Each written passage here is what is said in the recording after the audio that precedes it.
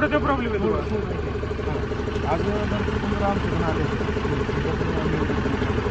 तुमची जबाबदारी आता ही आहे, तुम्ही 10 मिनिट कंडक्टर ड्रायव्हरला सांगणार सापडगावमध्ये खाली गाडी आली पाहिजे, तर आम्ही कंप्लेंट नाही करू.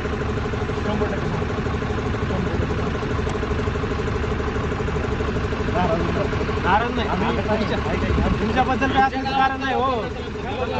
नाही त्रास ऐका